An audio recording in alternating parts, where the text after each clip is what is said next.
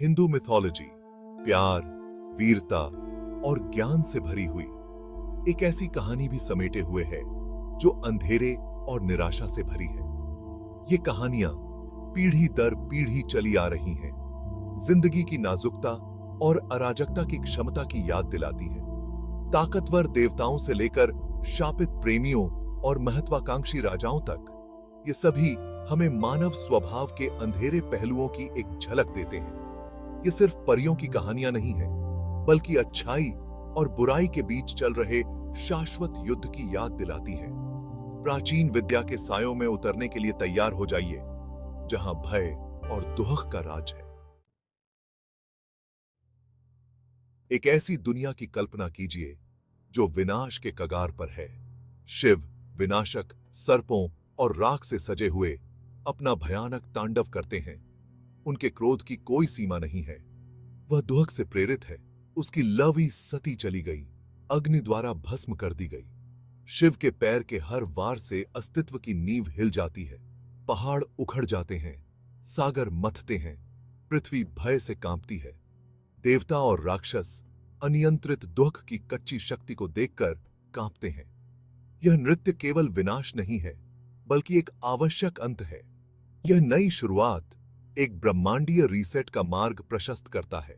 फिर भी जिस भयानक आतंक को वह उजागर करता है, वह विनाशकारी क्षमता की एक कठोर याद दिलाता है, जो सबसे दिव्य के भीतर भी निष्क्रिय रहती है। उर्वशी, स्वर्गीय अप्सरा, अपनी अलौकिक सुंदरता के लिए प्रसिद्ध, अभिमान और अपमान के जाल में फंस जाती है। एक ऋषि द्वारा नश्वर के रूप में पृथ्वी पर चलने का श्राप उसे राजा पुरुरवा मिलते हैं। उनका प्यार खिल उठता है, स्वर्ग और पृथ्वी के बीच एक निषिद्ध रोमांस। लेकिन उनकी खुशी अल्पकालिक है। एक दुखद गलतफहमी उर्वशी के अभिमान और पुरुरवा की हताशा से प्रेरित होकर एक हृदय विदारक अलगाव की ओर ले जाती है। श्राप पकड़ लेता है, उन्हें हमेशा के लिए अलग कर देता है। उर्वशी की कहानी सुंदरता की क्षणभंगुर प्रकृति और अहंकार की विनाशकारी शक्ति की मार्मिक याद दिलाती है। हमें इच्छा की वास्तविक कीमत और शाश्वत सुख की मायावी प्रकृति पर सवाल करती है। अंबा, एक राजकुमारी जिसे उसके जन्मसिद्ध अधिकार से वंचित कर दिया गया, अथक प्रतिशोध का अवतार बन जाती है। महान भीष्म द्वारा अन्याय किए जाने पर उसका हृदय प्रतिशोध की ऐसी इच्छा से जलता है जो मृत्यु को भी पार कर जाती है। वह एक आत्मा के रूप में पृथ्वी पर भटकती है। उसकी पीड़ित आत्मा न्याय की तलाश में है। उसकी चीखें युगों से गूंजती हैं, विश्वासघात की स्थायी शक्ति और अधूरी इच्छाओं के विनाशकारी परिणामों का एक भयानक प्रमाण। अंबा की कहानी एक भयानक अनुस्मारक के रूप में कार्य करती है कि यहां तक कि सबसे नेक कार्य भी अनपेक्षित और विनाशकारी परिणाम दे सकते हैं। ऐसे निशान छोड़ सकते हैं जो अपराधियों के चले जाने के बाद भी लंबे समय तक बने रहते हैं। भाग 5, सत्ता की कीमत। हिरण्यकशिपु का घमंड।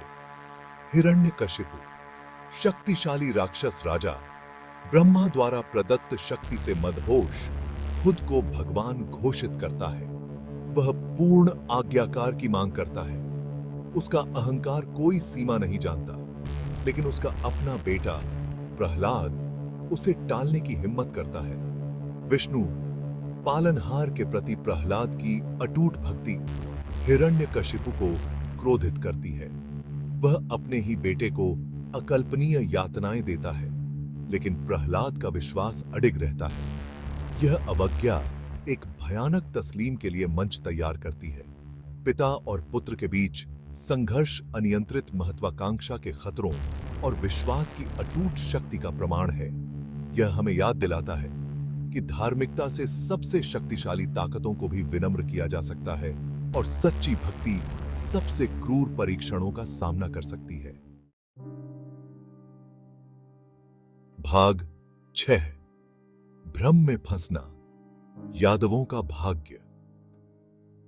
एक ऐसे वंश की कल्पना कीजिए जो देवताओं द्वारा धन्य है, महानता के लिए नियत है।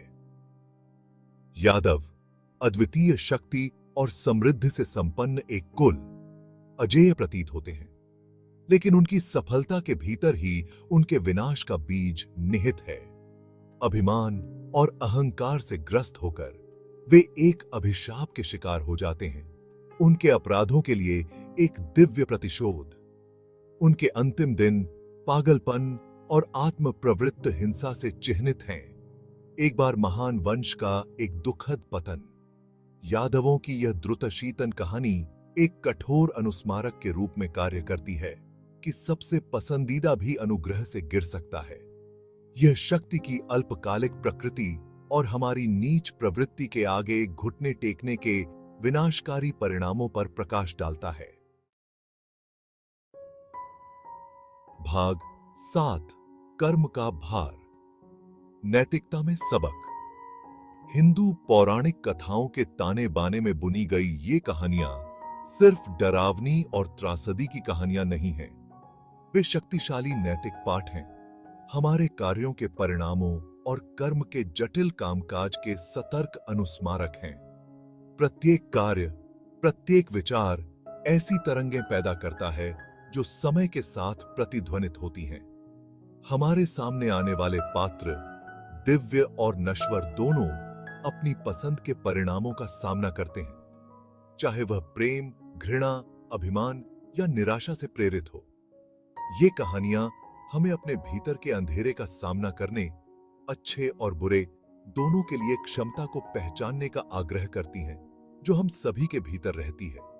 वे हमें धार्मिकता के मार्ग को चुनने की चुनौती देते हैं, तब भी जब विपत्ति और प्रलोभन का सामना करना पड़ता है। भाग 8 अपने राक्षसों का सामना करना। आंतरिक और बाहरी अंधेरा। इन मिथकों में दर्शाया गया भयावह अतीत या देवी देवताओं और राक्षसों के दायरे तक ही सीमित नहीं है। वे उस वास्तविक अंधेरे को दर्शाते हैं जो मानव हृदय और हमारे आसपास की दुनिया में मौजूद है। हम खुद को अंबा की तामसिक भावना, हिरण्यकशिपु की अंधी महत्वाकांक्षा और यादवों के दुखद पतन में देखते हैं।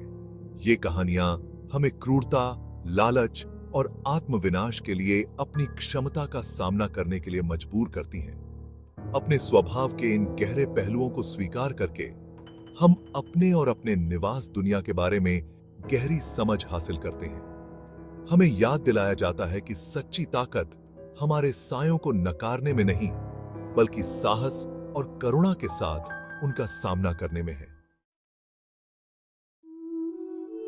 भाग 9 भय और दुख से परे। पौराणिक कथाओं में आशा खोजना। जबकि ये किस्से भय और दुख पैदा कर सकते हैं, वे आशा की एक किरण भी प्रदान करते हैं। अकल्पनीय पीड़ा का सामना करने पर भी मोचन, क्षमा और अंततः दुखों के चक्र से मुक्ति की संभावना हमेशा बनी रहती है। अपने पिता के क्रोध का सामना करने पर भी प्रहलाद का अटूट विश्वास हमें याद दिलाता है कि सबसे अंधेरे समय में भी आशा खिल सकती है।